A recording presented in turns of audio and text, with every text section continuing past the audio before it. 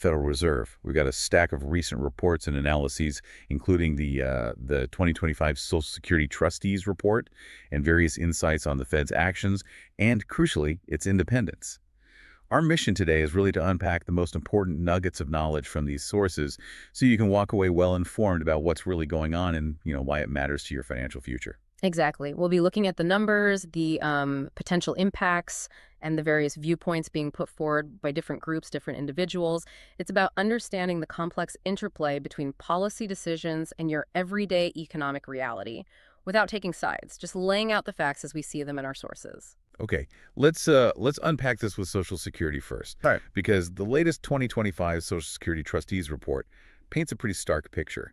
What's the headline takeaway from this year's report that really jumped out at you? Paul, it's the timeline. That's what's truly striking. The report projects that Social Security's old age and survivors insurance, the OASI Trust Fund, it's only 8 years from insolvency. 8 years. Yeah, that's 2033. To put that in perspective, that's when today's 59-year-olds reach their full retirement age. And today's youngest retirees, they turn 70 then.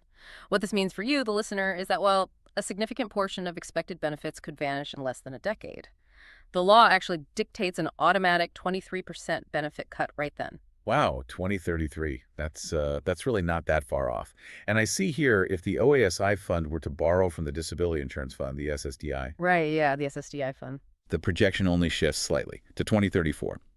And it still leads to a sizable 19% benefit cut. So beyond that immediate cliff, what are the broader financial imbalances facing Social Security in the longer term? That's a crucial point. Beyond just the insolvency date, Social Security faces massive and frankly growing imbalances. Our sources indicate cash deficits totaling, get this, $3.6 trillion over the next decade. 3.6 trillion. Trillion. To put that in perspective, that's about 2.7% of taxable payroll, or almost 1% of our entire national GDP. And these annual deficits, they aren't shrinking. They're actually projected to grow even larger, reaching nearly 5% of payroll by 2099. Now, there's also something called an actuarial deficit. That sounds pretty significant, too. What exactly is an actuarial deficit, and why does it matter so much here? That's right. So what is it? Essentially, it means that over the next 75 years, based on current projections, Social Security just doesn't have enough money coming in to cover all its promised benefits. It's a long-term view. We're talking about a shortfall of 3.82% of taxable payroll over those 75 years, which, translates to a staggering $26 trillion on a present value basis. 26 trillion. Yeah. Just trying to wrap my head around that. It's huge. To give you a sense of scale for that $26 trillion, that's roughly equivalent to the entire U.S. economy for a year. It's the largest gap we've seen in almost 50 years and nearly double what it was back in 2010. So what's driving this? Why is the outlook getting worse? The numbers this year are definitely worse than last year's report. What specific factors are contributing most to the problem? Yeah, that's a crucial question. The 75-year solvency gap, it actually increased from 3.50% of payroll last year to 3.82% this year. Our analysis of the sources shows several factors at play. A significant portion of this deterioration, about half, is surprisingly linked to something called the Social Security Fairness Act. Fairness Act. You'd think Yes, fairness would right. help, right? You would think. But this act apparently allows some workers to sort of double dip between Social Security and state or local alternatives, and that effectively adds 0.14% to the shortfall. Beyond policy, demographic shifts are playing a role too. Lower actual and expected fertility rates. Well, that's worsening the actuarial balance. And even regulatory changes, ones making it easier to qualify for disability benefits, those have contributed negatively too. On the economic side, projected wages being a smaller share of the economy also worsen the balance. It all adds up. It's quite something to consider how, a seemingly small change, like a regulatory shift or even just birth rates, can ripple through and impact a multi-trillion-dollar system like Social Security. But it's not entirely doom and gloom, is it? As we dig deeper into the reports, are there any bright spots, anything offering some counterbalance to these challenges? That's a great point. And yeah, it's not all one-way traffic. Our sources do note some offsetting improvements. For instance, higher estimated levels of immigration since 2022, That actually increased the number of people paying payroll taxes, which improves the actuarial balance slightly. Other updated data on things like mortality, immigration trends, marriage, divorce, those also provided a slight improvement. It's a complex picture, definitely. But the core message from the trustees report really remains the same. Time is running out to fix Social Security. The long-range imbalance is now the highest it's been in nearly half a century. And importantly, delaying action until that insolvency date, 2034, would significantly increase the size of the adjustments needed later. We're talking a much larger payroll tax increase or, a steeper benefit cut for everyone. Okay, so given these pretty stark realities, let's pivot to some of the proposed solutions or changes being discussed. Former President Donald Trump has publicly vowed not to cut Social Security benefits. He's put forward several policy proposals that he believes would boost the financial outlook for seniors and the economy. What are some of those key proposals? Well, according to his public statements and campaign materials, his proposals include eliminating the tax on Social Security benefits for many seniors, also ending all taxes on overtime pay and tips, and then increasing tariffs and expanding deportations are also part of his stated agenda. Okay. However, analysis from groups like the Committee for Responsible Federal Budget, the CRFD, they present a contrasting view. They project that this policy agenda could actually accelerate Social Security's insolvency. Yeah. Can you break down what CRFD found? Absolutely. CRFB estimates his agenda would increase Social Security's 10-year cash shortfall by about $2.3 trillion through fiscal year 2035. 2.3 trillion increase in the shortfall. That's their projection. And this could advance the insolvency date by 3 years, from FY 2034 to FY 2031. I mean, imagine that. Social Security could run out of money only 6 years after the next president takes office, instead of the 9 years currently projected. This, in turn, CRFB says, could lead to a 33% across-the-board benefit cut in 2035. That's up significantly from the 23% the Congressional Budget Office projects under current law. That's a pretty significant difference in projections. Yeah. Breaking down those specific proposals then. Eliminating the tax on Social Security benefits. CRFB estimates that reduces revenue by about $950 billion over 10 years. Mm-hmm. And ending taxes on overtime and tips could reduce payroll tax collection by around $900 billion. There's also some interesting context from the Urban Institute and Brookings Institution's Tax Policy Center on that Social Security benefit tax cut. Oh, yeah. What's that? They project that middle-class Americans, say, earning between $32,000 and $60,000 would save only about $90 a year, while the top 1%, those earning over $5 million, would save around $2,500. And of course, the lowest income Americans, they already aren't taxed on benefits anyway. Right. That distributional impact is important context. This also raises an important point about immigration, which, as you mentioned, is a key part of Trump's platform. While some campaign rhetoric suggests that undocumented immigrants remaining in the country would cause Social Security to buckle, CRFB and other experts, they argue the opposite. They highlight that undocumented immigrants who are employed in salaried U.S. jobs actually pay into Social Security, often without being able to claim benefits later. So they actually bolster the program's coffers. Interesting. Is there data on that? Yeah, the Social Security Administration's own chief actuary estimated back in 2013 that undocumented immigrants contribute approximately $12 billion to Social Security just in the year 2010. $12 billion in 1 year. Okay. And how do Trump's deportation and tariff plans fit into CRFB's projections for Social Security? Well, CRFB projects that the deportation and tariff plans combined could cost Social Security anywhere between $300 billion and $750 billion between fiscal years 2026 and 2035. Cost Social Security. How? By reducing the number of workers paying into the system through deportations and potentially slowing the economy with tariffs, which reduces overall payroll tax collections.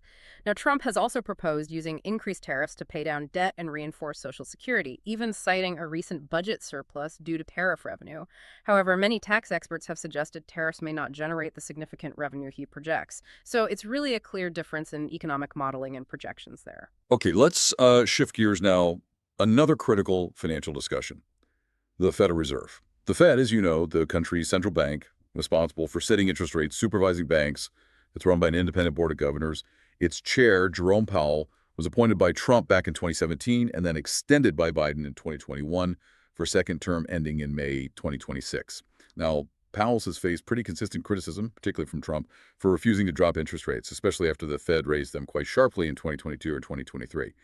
What's the core of Powell's stance on interest rates, especially when you contrast it with those criticisms?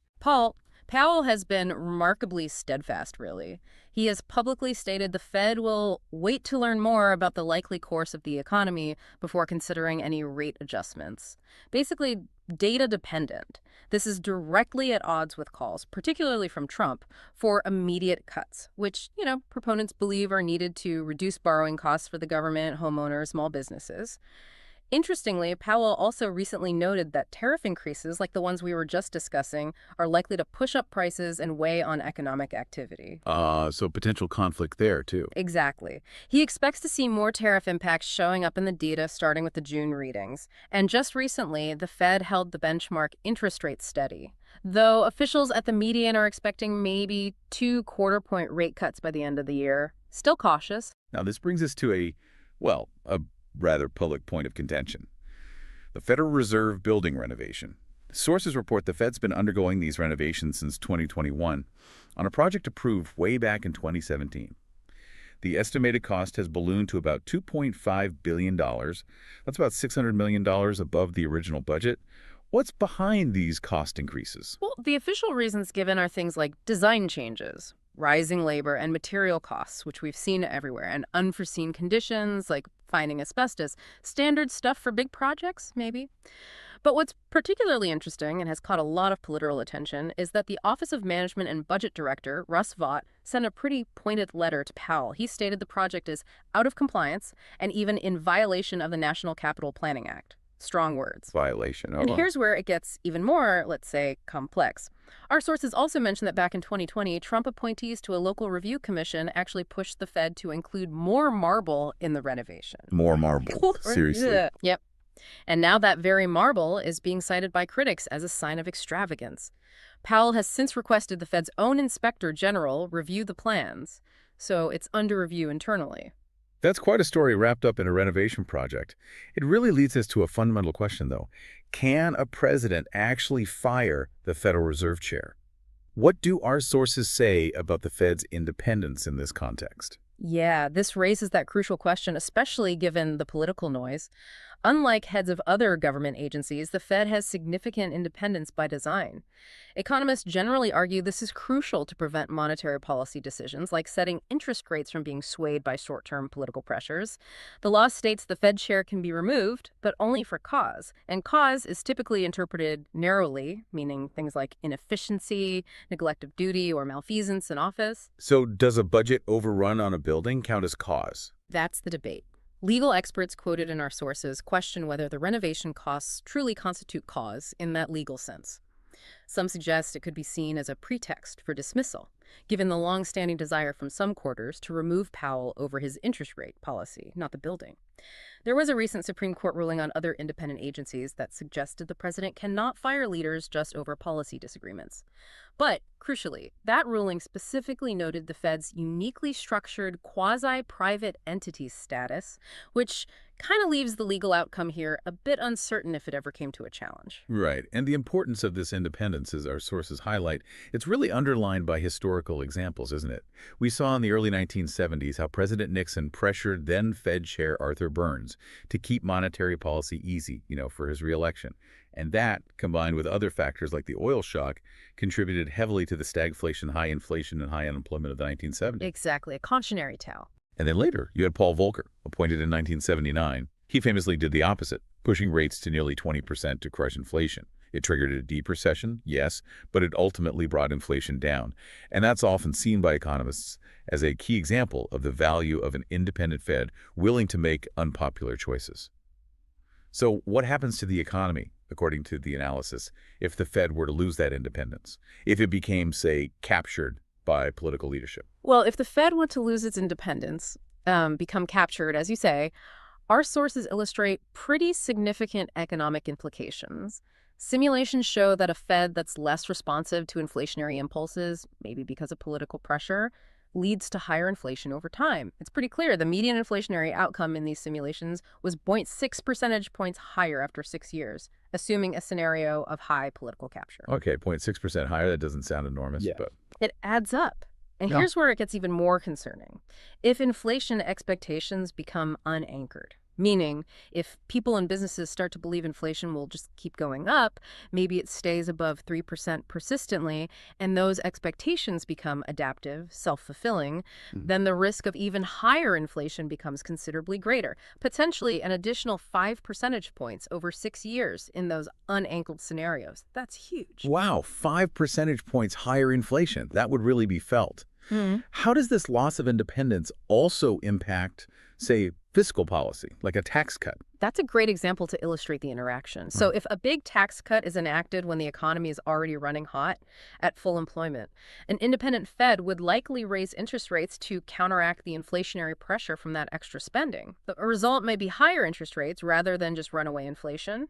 But if the Fed didn't react, perhaps due to political pressure, then inflation would likely just build and build. And this also ties directly into housing. When interest rates are high, home builders might pull back on construction because borrowing is more expensive. That means less supply. Which can push housing prices higher. Exactly. Less supply, potentially higher housing prices or rents. This can then feed back into overall inflation because housing is a major component of the Consumer Price Index, the CPI. And the CPI is what determines Social Security's COLA, increases the cost of living adjustment. So it's all connected. Right. You potentially get this twisted cycle where high interest rates meant to fight inflation end up causing specific inflation in housing, which then leads to higher COLA adjustments for Social Security, which then might be used, ironically, to justify keeping interest rates high. It's complex. So the stakes are incredibly high when we talk about Fed independence. And these discussions about Powell's tenure, they're clearly continuing. Sources suggest a formal process has reportedly begun to identify Powell's potential successor. Names like Kevin Hassett, Kevin Warsh, David Malpass, Christopher Waller, they're being floated. And these individuals are generally seen as potentially more aligned with cutting interest rates sooner rather than later. We've covered a lot of ground today. From the frankly urgent financial realities facing Social Security, with these projections of significant benefit cuts looming, to the very contentious relationship between potential White House policy and the independent Federal Reserve, and how their differing economic approaches could really reshape our financial landscape. It's clear these aren't just abstract policy debates happening somewhere else. They have direct implications for you, the listener, whether you're planning for retirement, managing household costs day to day, or just thinking about the future stability of the economy. Indeed. We've seen how various proposals, from changes to how Social Security benefits are taxed to fundamental shifts in monetary policy and Fed independence, are projected to have really profound effects. The complexities of these issues, I think, highlight why critical thinking and just staying informed are so essential right now. The core question, as our sources seem to reveal, isn't just about what policy is enacted, but maybe who is making those decisions and what underlying philosophy guides them, particularly regarding the independence of these key financial institutions. So as you consider all this information we've unpacked today, here's maybe a final thought to mull over. In an environment where the future of Social Security faces such significant